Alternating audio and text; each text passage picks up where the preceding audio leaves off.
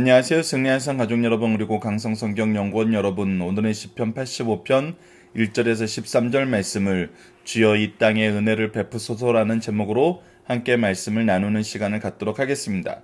오늘 본문 말씀의 배경은 바로 이스라엘이 바벨론의 포로 생활을 하다가 70년 후에 해방되어서 다시 고향 땅으로 돌아오고 성전 건축을 하고자 하나, 그때에도 사마리아인의 반대에 부딪혀서 하지 못할 때 하나님께서 학개와 스가랴를 보내서 다시 한번 성전 재건을 촉구하시면서 우리에게 주신 구원의 역사를 다시 한번 돌아보게 하시는 말씀이고, 이것을 감사하며 찬양하는 말씀입니다. 그래서 이 말씀은 여호와를 부르고 여호와의 은혜를 기억하는 것으로 시작을 합니다. 자, 1절 말씀을 봅시다. 여호와여 주께서 주의 땅에 은혜를 베푸사라고 얘기합니다. 우리가 하나님을 여호와라고 부를 때는 특별하게 주목해야 될 부분이 있는데, 그것이 무엇이냐면 바로 언약을 이루시는 분이라는 뜻입니다. 언약을 이루시는 분이라는 것은 하나님께서 우리에게 이미 약속을 하셨고 이 약속을 반드시 성취하시는 분이라는 것입니다. 바로 하나님께서는 이 약속에 근거하여서 우리에게 은혜를 베푸신다는 것입니다. 그래서 이 약속이 무엇이냐면 우리를 돌아오게 하신다는 것입니다. 우리의 죄악을 사하여 주신다는 것입니다. 분노를 거두신다는 것이고, 우리로 하여금 하나님의 백성으로 다시 한번 살게 하신다는 것이었습니다. 그래서 우리의 구원의 하나님이라고 우리가 찬양할 수 있도록 하나님께서 이미 약속하셨고, 이 약속을 토대로 우리를 이끄시고 하나님의 신실하심을 우리에게 보이셨다는 것입니다. 자, 말씀은 한 절 한 절씩 다시 한번 보도록 하겠습니다. 1절 말씀을 보면은 여호와여 주께서 주의 땅에 은혜를 베푸사 야곱의 포로된 자에게 돌아오게 하셨으며 주의 백성의 죄악을 사하시고 그들의 모든 죄를 덮으셨나이다. 주의 모든 분노를 거두시며 주의 진노를 돌이키셨나이다 라는 것이 지금까지 이스라엘 백성이 그들의 삶을 통해서 고백하는 것입니다. 다시 한번 정리합시다. 우리에게 은혜를 베푸셔서 돌아오게 하셨습니다. 그리고 우리를 속죄하셨습니다. 그리고 분노를 거두셨습니다. 이렇게 해서 우리가 다시 한번 하나님의 은혜 가운데에서 우리가 돌아오게 하시고 하나님의 분노에서 멀어지게 하셨다는 것입니다. 자, 여기서 우리가 중요하게 봐야 될 한 가지가 있습니다. 그것은 우리가 무엇을 하는 것이 있지 않다는 것입니다. 철저하게 모든 것을 하나님이 하셨다는 것입니다. 여호와께서 은혜를 베푸셔서 돌아오게 하셨고 죄악을 사하셨고 분노를 거두셔서 우리로 하여금 하나님의 구원의 역사에 구원의 은혜를 누리게 하셨다는 것입니다. 다시 한번 분명히 봐야 됩니다. 이것은 우리의 공로가 없습니다. 우리가 잘한 것이 없습니다. 오직 하나님의 은혜였고, 이 은혜는 하나님의 약속 안에서 이루어졌다는 것입니다. 자, 5절 말씀을 봅시다. 주께서 우리에게 영원히 노하시며 대대에 진노하시겠나이까. 우리가 성경을 통해서 계속 확인하게 되는 것은 무엇이냐면 그의 노가 영원히 가지 않는다는 것입니다. 그는 조금 노하시고 사랑이 영원히 가시는 분이라는 것입니다. 그래서 우리가 아는 하나님을 우리가 역사를 통해서 말씀을 통해서 이미 경험하셨고, 이렇게 하지 않으시는 하나님을 알고 있기 때문에 우리가 하나님 앞에 더욱더 간절히 더욱더 분명하게 기도할 수 있다는 것입니다.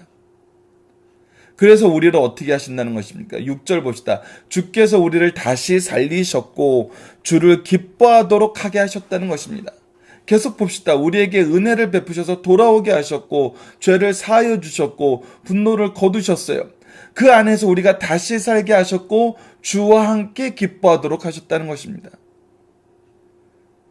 이것이 지금 우리에게 보여주신 것입니다. 즉 하나님께서 우리에게 약속하신, 여호와 하나님께서 우리에게 약속하신 것은 바로 주의 인자하심과 주의 구원이었다는 것입니다. 우리를 사랑하셨기 때문에 우리를 구원하셨다는 것입니다. 우리를 사랑하셨기 때문에 은혜를 베푸셨다는 것입니다. 우리를 사랑하심으로 베푸신 은혜의 내용이 무엇입니까? 바로 돌아오게 하셨고 속죄하셨고 분노를 거두셨고 다시 살리셨고 주와 함께 기뻐하게 하셨다는 것입니다. 우리가 이런 은혜를 하나님 앞에 일방적으로 받았어요. 하나님의 은혜 안에서 우리가 회복되었고 하나님의 관계가 다시금 연결되었어요.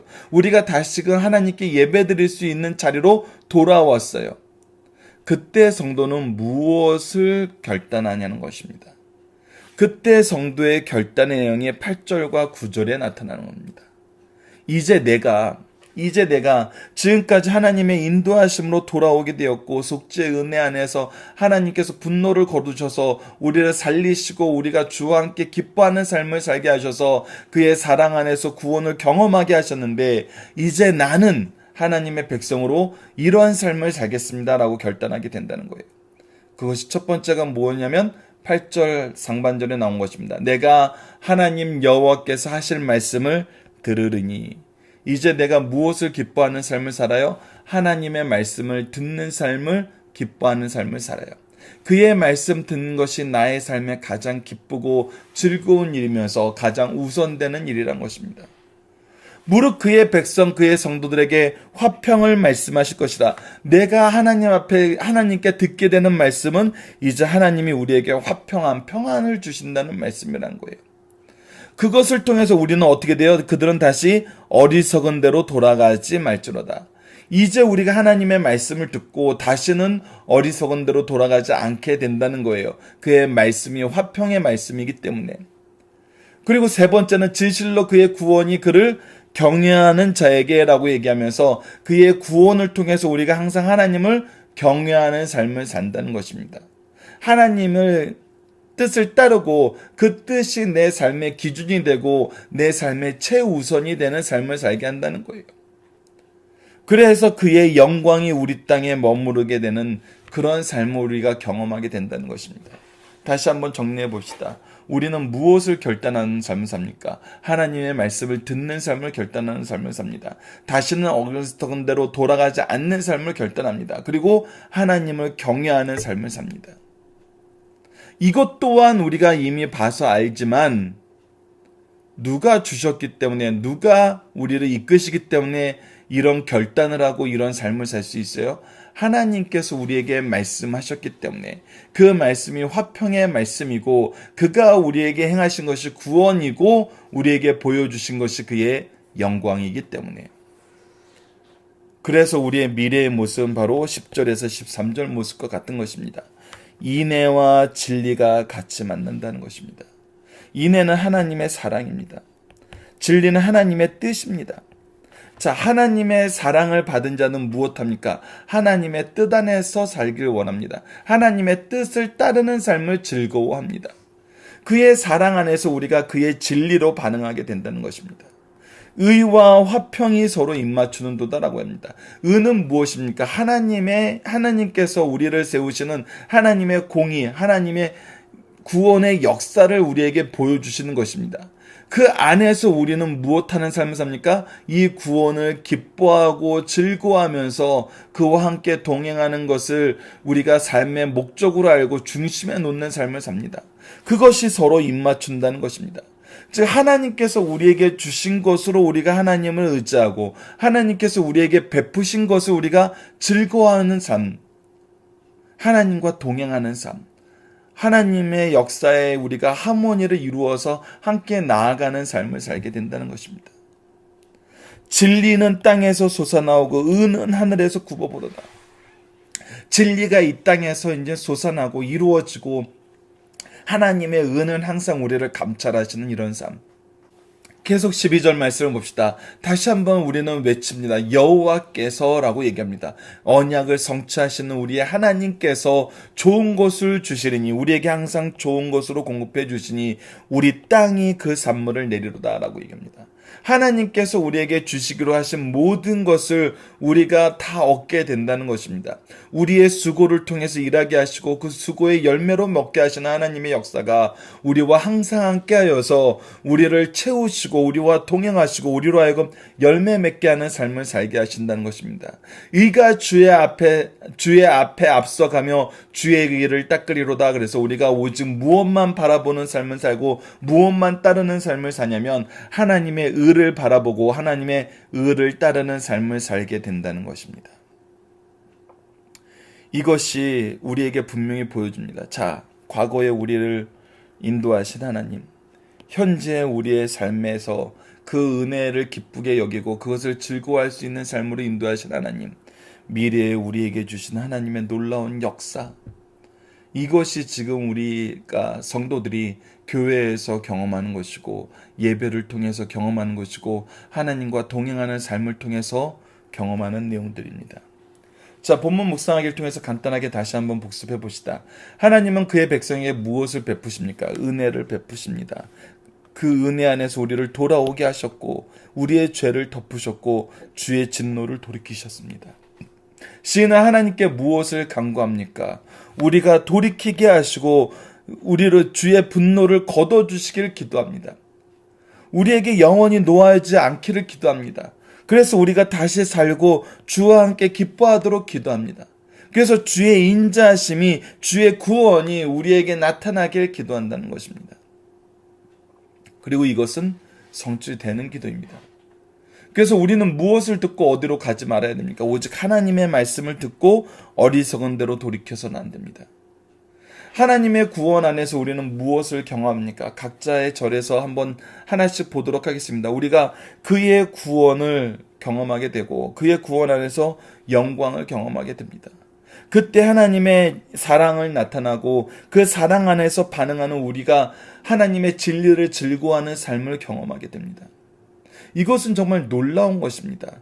우리가 이전에는 진리를 따르는 삶이라는 건 불가능한 존재였는데 하나님의 사랑 안에서 이것이 즐겁고 하나님의 인도하신 가운데서 그것이 가능한 삶, 이것이 열매 맺는 삶을 살게 하셨다는 거예요. 그래서 하나님의 의와 그 안에서 우리가 누리는 화평이 서로 입맞추는 이런 삶을 경험하게 돼요. 그래서 진리가 선포되고 하나님의 의가 하늘에서 우리를 인도하신다는 것입니다. 하나님의 선포와 우리가 하나님을 따라가는 삶, 우리가 하나님의 뜻대로 살아가는 삶과 하나님의 의를 계속 우리에게 공급해 주는 삶이 계속해서 서클을 돌고 있다는 거예요. 여호와께서 좋은 것을 주시리니 우리 땅이 그 산물을 내리다. 그래서 하나님의 돌보심 안에서 우리는 항상 열매 맺는 삶을 살게 된다는 것입니다.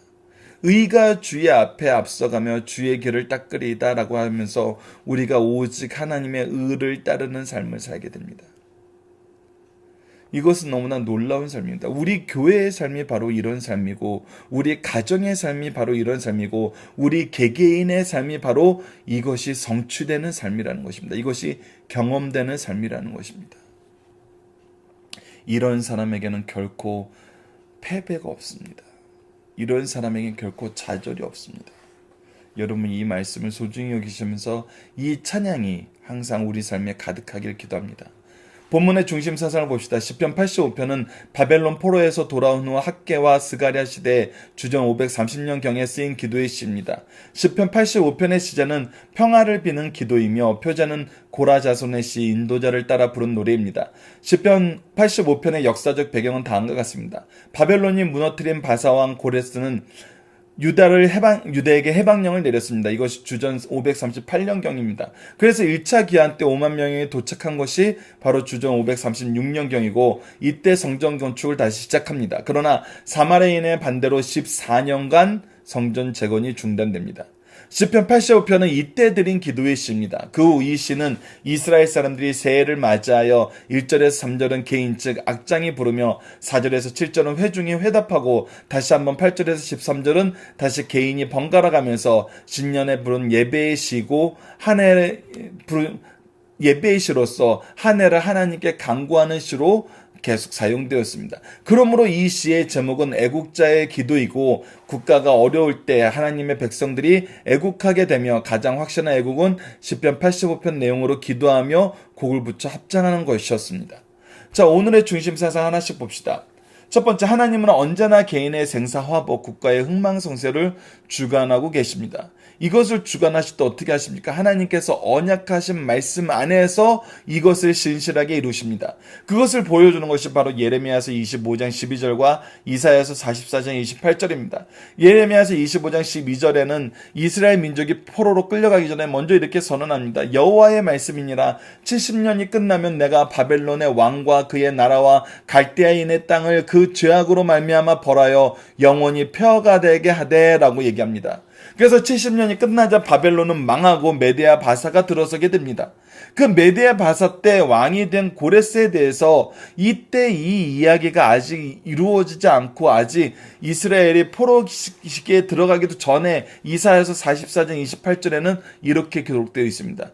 고레스에 대하여 이르기는 내 목자라 그가 나의 모든 기쁨을 성취하리라 하며 예루살렘에 대하여는 이르기를 중건되리라 하며 성전에 대하여는 대기초가 놓여지리라 하는 자니라 라고 얘기하면서 고레스를 통해서 그의 칙령을 통해서 예루살렘 성전이 회복됨을 미리 말씀하여 주셨다는 것입니다. 이것을 통해서 하나님께서는 모든 사람들의 생사화복과 모든 국가의 흥망성쇠를 주권적으로 주관하고 계심을 우리에게 가르쳐주고 있습니다. 이것을 더 잘 가르쳐주는 구체적인 말씀은 바로 다니엘서였죠. 이것을 통해서 우리는 계속 확인하게 된다는 것입니다. 두 번째, 선한 일을 할 때 협력자도 많지만 반대자, 방해자도 있다는 것입니다. 낙심하지 말고 기도하며 실천하라는 것입니다. 이스라엘 민족이 성전을 재건하고 싶었지만 사마리아인들의 방해를 받아서 이것이 낙심되고 중단되었었어요. 하지만 우리가 기도할 때, 하나님의 뜻이 이루어지길 원할 때, 하나님의 약속이 성취되길 원할 때 하나님께서 어떻게 하신다는 거예요? 이 기도에 응답하여 주신다는 것입니다. 하나님의 일을 이루신다는 거예요. 그렇기 때문에 우리가 기도하는 걸 쉬지 말아야 된다는 것입니다. 세 번째, 가장 이상적인 사회와 국가는 하나님께서 다스리시고 하나님을 섬기는 데서 이루어진다는 것을 우리가 볼 수 있습니다. 오직 모든 것이 하나님으로부터 시작되었고 하나님으로부터 말미암고 하나님께로 돌아갑니다. 이것은 성경이 우리에게 끊임없이 가르쳐주는 것이고 역사를 통해서 확인시켜줬던 것입니다. 계속 경험하게 하는 거였습니다. 그렇기 때문에 우리는 하나님을 섬겨야 됩니다. 하나님의 통치를 인정하고 그것을 의지해야 됩니다. 이럴 때 우리는 이 세상을 이기고 참된 평화를 누릴 수 있는 것입니다. 자, 본문 다시 하나씩 봅시다. 하나님이 이스라엘을 포로로 보내신 이유는 무엇입니까? 바로 이스라엘의 범죄함이었고 이것에서 돌이키게 하시기 위해서 우리를 징계하셨던 것입니다. 두 번째, 교회 성도의 풍성함은 어떻게 얻어집니까? 바로 하나님의 공급하심으로 하나님의 은혜로 이루어집니다. 근데 이 은혜의 결정체가 뭐였습니까? 바로 예수 그리스도였습니다. 그래서 우리는 예수 그리스도를 통해서 이 풍성함을 경험하게 된다는 것이 성경에서 일괄적으로 계속해서 가르쳐주는 것이었습니다. 마지막 세 번째, 이상적인 나라, 교회와 가정은 어떤 나라입니까? 바로 하나님의 통치가 이루어지고 하나님의 은혜가 이루어지는 것입니다. 인애와 진리가 나타나고 의와 화평이 이루어지면서 하나님께서 우리에게 주신 소득을 우리가 온전히 누리고 우리가 진리를 실행하면서 하나님의 의가 하늘에서 우리를 다시 이끄는 이런 모습, 이런 나라, 이런 가정이 바로 이상적인 나라이면서 이상적인 가정이고 이상적인 교회인 것입니다. 자, 본문 적용하기를 봅시다. 구원의 은총 안에서 우리는 하나님의 영광, 그의 인애와 진리, 의와 화평, 그리고 우리에게 주시는 축복을 어떻게 경험하고 있습니까? 이것을 구체적으로 나눠봅시다. 여러분들, 우리가 팔복 말씀을 통해서 경험하게 되는 것들, 또 팔복 말씀을 통해서 우리에게 약속된 축복들을 살펴보면 이것이 더욱더 잘 드러납니다. 하나님의 은혜 가운데에서 우리는 하나님을 알게 되었고 하나님의 영광에 동참하게 되었습니다. 그리고 그를 향하여 나아가는 모습, 그가 우리를 세우시고 그 세우신 목적에 맞게 우리를 기르시고 우리에게 공급하시는 그것을 통해서 우리는 하나님의 뜻이 무엇인지 아는 삶을 삽니다. 그리고 이 아는 삶에 순종하고 이것이 우리 삶의 가장 중요한 삶의 목적이 되는 삶을 살게 됩니다. 이것을 가르쳐주는 것이 교회이고 이것을 우리에게 확인시켜주는 것이 바로 하나님의 말씀이고 이것을 이 길을 우리에게 지도해 주는 것이 말씀과 성령의 은사입니다. 그래서 말씀 중심, 예배 중심, 특히 교회 중심의 삶을 사는 사람에게 바로 이것이 얼마나 잘 하모니가 되어서 이루어지는지 우리에게 보여줍니다. 우리가 말씀을 멀리하려 하고 예배를 멀리하려 하고 교회를 멀리하려고 할 때는 이것은 절대 경험되지 않습니다. 경험되기 너무 어렵습니다. 그러나 하나님께서 약속해 주신 그 말씀을 의지하고 우리를 부르시는 그 예배를 인정하고 우리가 하나님의 뜻을 기뻐하는 삶을 살 때 우리는 하나님의 역사 안에서 하나님의 부르심과 우리의 응답이 얼마나 큰 하모니를 이루고 얼마나 놀라운 역사를 이루는지 경험하게 됩니다. 지금 우리가 이렇게 승리하는 삶으로 말씀을 나누는 거, 강해집이 계속 지필돼 가는 거, 우리의 교회가 말씀과 예배를 중심으로 할 때 계속 든든히 서가고 하나님의 일꾼들이 계속해서 양육되어 가는 거, 우리 자녀들이 이 예배를 통해서 자신의 인생의 방향과 의미를 발견하게 되는 것, 이것이 우리가 실질적으로 경험하게 되는 것이라는 것입니다. 이번 주 공동 기도 제목은 주님께 예배드리는 자리가 가장 복된 자리이며 가장 은혜로운 축복임을 알고 바른 예배자가 되는 축복을 누리게 하여서서입니다. 그리고 오늘 말씀을 통해서는 고난 가운데 회개의 기도를 하며 은혜 가운데 진리와 의로 나아가게 하여 주소서. 그리고 하나님이 세우신 가정과 교회의 본 모습을 회복하고 지켜주소서라고 우리 함께 기도하고 이 은혜를 누리시는 승리의 산 가족 여러분들 그리고 강성 성경 연구원 여러분들 되길 기도합니다. 감사합니다.